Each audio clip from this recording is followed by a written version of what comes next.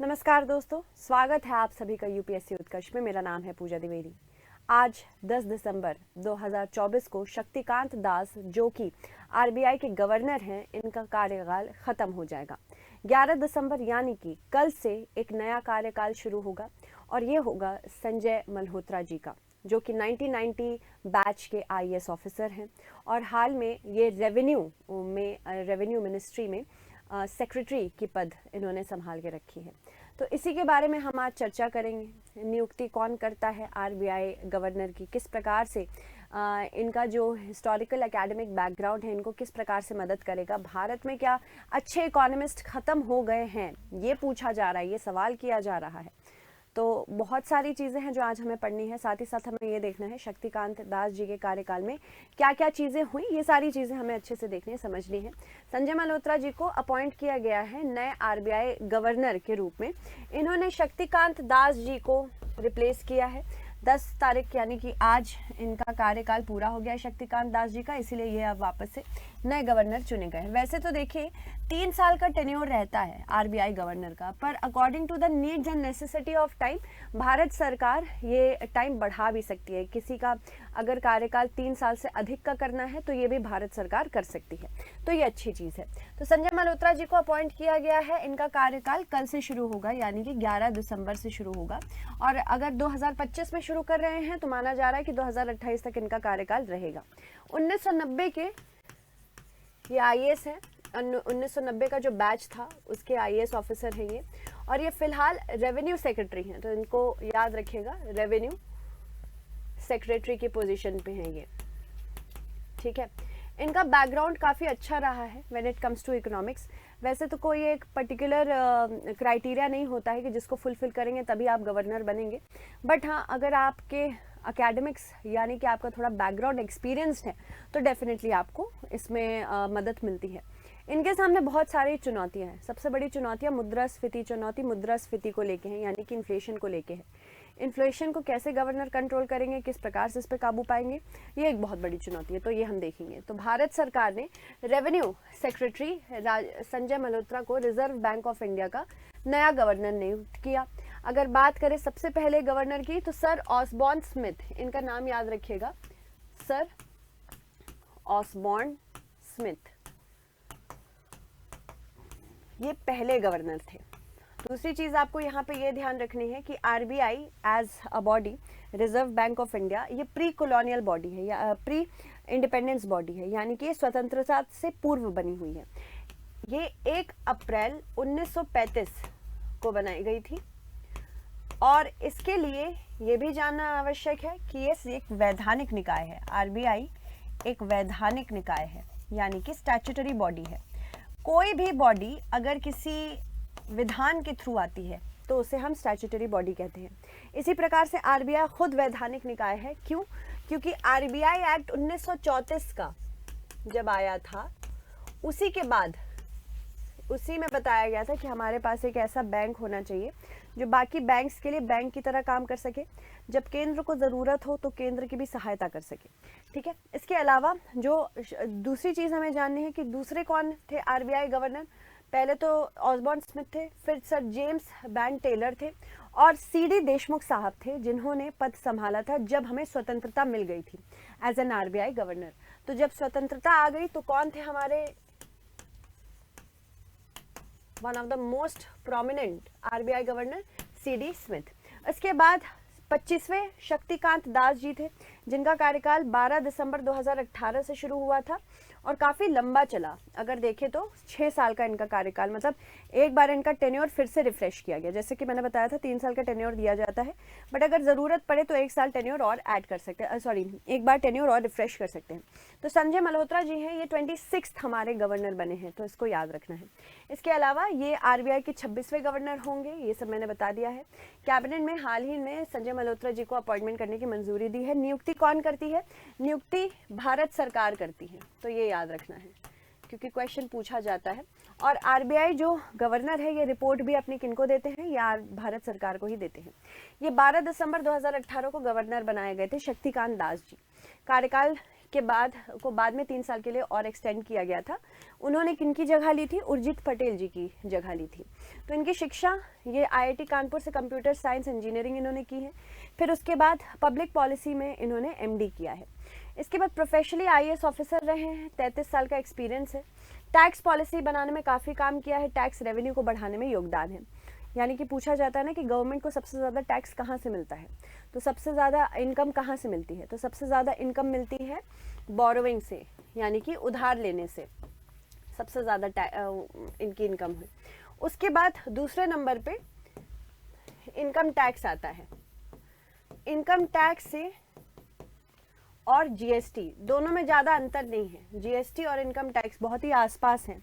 जब सबसे ज़्यादा आय अगर बताई जाए इनकम टैक्स और जीएसटी से माना जाता है। इसके अलावा अगर हम बात करें, हाल ही में इन्होंने रेवेन्यू सेक्रेटरी के पद पे, पहले ये सेक्रेटरी भी थे डिपार्टमेंट ऑफ फाइनेंशियल सर्विस में, ये एक्स ऑफिशियल सेक्रेटरी थे जीएसटी काउंसिल में भी। जीएसटी काउंसिल जो कि अब एक संवैधानिक बॉडी हो चुकी है, इसको याद रखिएगा 279A के तहत ये आप कॉन्स्टिट्यूशन में है जीएसटी काउंसिल, तो उसमें भी इन्होंने काम किया है। इसके अलावा अगर इनके बारे में जाने तो हमें ये जानना है कि वित्तीय सेवा विभाग में किस प्रकार से सचिव ये रहे हैं। वे वित्तीय सेवा विभाग के सचिव के रूप में कार्य कर चुके हैं। भूमिका में उन्होंने वित्तीय क्षेत्र की नीति निर्धारण, वित्तीय संस्थानों का नियमन और सार्वजनिक क्षेत्र में बैंकों के सुधार के मामलों में कार्य किया है। उन्होंने power, finance, taxation, information technology, बहुत सारे अलग अलग जगहों पे काम किए हैं। इनके अलावा शक्तिकांत दास जी, ये कोरोना महामारी के दौरान इन्होंने बहुत सारे ब्याज दरों में कटौती करके इन्फ्लेशन को, मुद्रास्फीति को कंट्रोल किया था। इसके बाद देश में यूपीआई पेमेंट का विस्तार तेजी से किया। जब 2016 में यूपीआई एनपीसीआई के थ्रू आया, किस तरह से डिजिटली पेनिट्रेट करना था, ये इन्होंने बहुत इस चीज़ को ध्यान में रखा था। उसके बाद कोविड में कुछ महीने ईएमआई नहीं देने से छूट भी इन्होंने दी थी। Central bank digital currency CBDC, यानी कि ब्लॉकचेन टेक्नोलॉजी के ऊपर निर्धारित करके, जैसे हमारे पास मूल रूप से फिजिकल फॉर्म में पैसा होता है, वो डिजिटल रूप में होता है। तो सीबीडीसी भी पायलट प्रोजेक्ट के तौर पे इन्हीं के कार्यकाल में लॉन्च किया गया था। राजनीतिक दबाव और आर्थिक संकट के बीच में लगातार बैलेंस बनाए रखा और क्रिप्टो करेंसी को लेकर सख्त रुख अपनाया, जिसकी वजह से भारत में आज भी क्रिप्टो करेंसी भले ही बैन नहीं है, पर यह बहुत ही हेविली रेगुलेटेड है। इसके अलावा ये 1980 के बैच के आईएएस अधिकारी रहे हैं, तमिलनाडु के कैडर में थे। 2017 मई तक ये इकोनॉमिक अफेयर्स के सेक्रेटरी भी रहे, 25वें गवर्नर बने और बहुत सारा कार्य इन्होंने किया। आरबीआई की बात करें, यानी भारतीय रिजर्व बैंक, ये भारत का केंद्रीय बैंक है जो कि भारत में वित्तीय प्रणाली में शीर्ष निकाय है। और गवर्नर क्या होते हैं? वो शीर्ष अधिकारी होते हैं। आरबीआई के शीर्ष अधिकारी गवर्नर होते हैं, ठीक है। इसके बाद ये वित्त मंत्रालय के अधीन आती है, तो ये आपको याद रखना है। किसी के अधीन आती है क्या? हाँ बिल्कुल, ये वित्त मंत्रालय के अधीन आती है। ये नियामक निकाय के रूप में कार्य करती है। ये बैंक्स के लिए नियम बनाती है, इसीलिए नियामक निकाय के रूप में है। यह भारतीय बैंकिंग प्रणाली के नियमन के साथ साथ भारतीय अर्थव्यवस्था में मुद्रा आपूर्ति को नियंत्रित करती है और बनाए रखती है। इसके अलावा ऐतिहासिक पृष्ठभूमि की बात करें तो 1926 में रॉयल कमीशन हिल्टन यंग आयोग जब आया था 1926 में, तो भारतीय मुद्रा और वित्त पर रॉयल कमीशन ने भारत के लिए केंद्रीय बैंक स्थापित करने की सिफारिश की थी। और हिल्टन यंग कमेटी के बाद ही हमने देखा कि आरबीआई की स्थापना हुई। 1934 में रिजर्व बैंक ऑफ इंडिया अधिनियम आया। भारतीय केंद्रीय विधानसभा ने हिल्टन यंग आयोग की सिफारिशों को स्वीकार किया। रिजर्व बैंक ऑफ इंडिया का अधिनियम 1934 पारित हुआ और भारतीय रिजर्व बैंक को कानूनी और वैधानिक आधार इसी की वजह से प्राप्त हुआ। भारतीय अर्थव्यवस्था की वित्तीय और मौद्रिक नीतियों के प्रमुख संस्थान के रूप में स्थापित हुई। फिर 1934 में पारित आरबीआई अधिनियम के प्रावधानों के तहत भारतीय रिजर्व बैंक की स्थापना कलकत्ता में हुई थी। फिर उसके बाद 1 अप्रैल 1935 को परिचालन शुरू हुआ।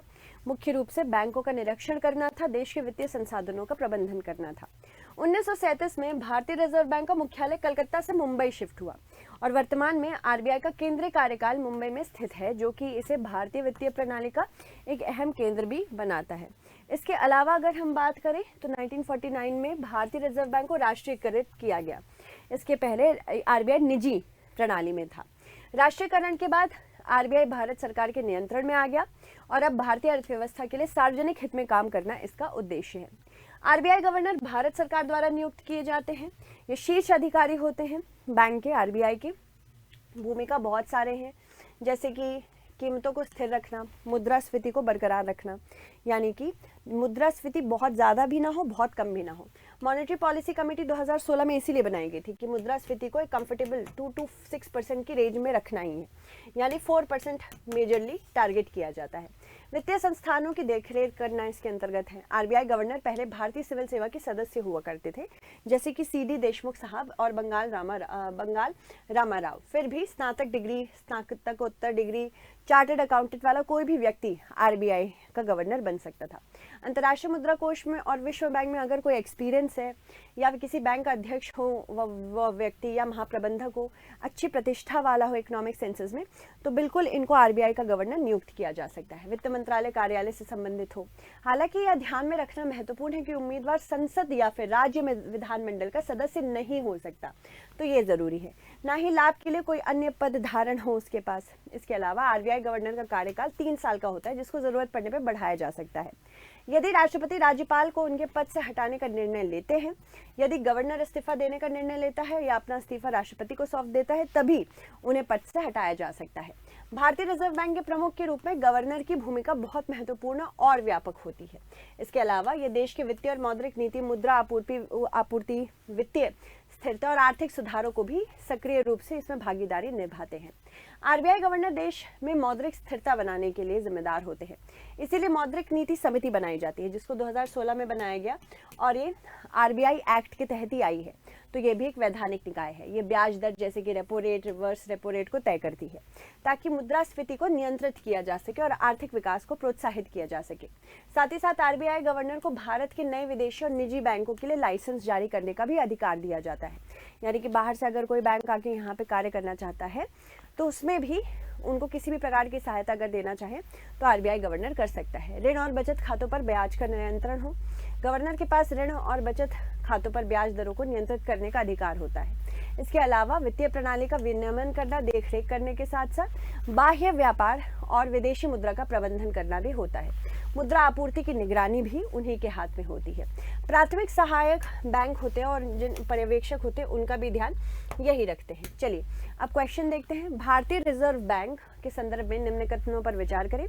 1926 में भारतीय मुद्रा और वित्त पर रॉयल कमीशन ने भारत के लिए एक केंद्रीय बैंक स्थापित करने की सिफारिश की थी, पहला स्टेटमेंट। दूसरा, 1934 में पारित आरबीआई अधिनियम के प्रभावों को ध्यान के प्रावधानों के तहत भारतीय रिजर्व बैंक की स्थापना हुई थी। कौन सा कथन सत्य है? ठीक है, तो ये आपको बताना है। और एक हमारी यूसी सैट स्कॉलरशिप चल रही है, इसके लिए अधिक जानकारी के लिए डेफिनेटली आप यूपीएससी उत्कर्ष चैनल देख सकते हैं, साथ ही साथ मेन चैनल से भी ले सकते हैं। ठीक है, so thank you so much everyone, stay updated.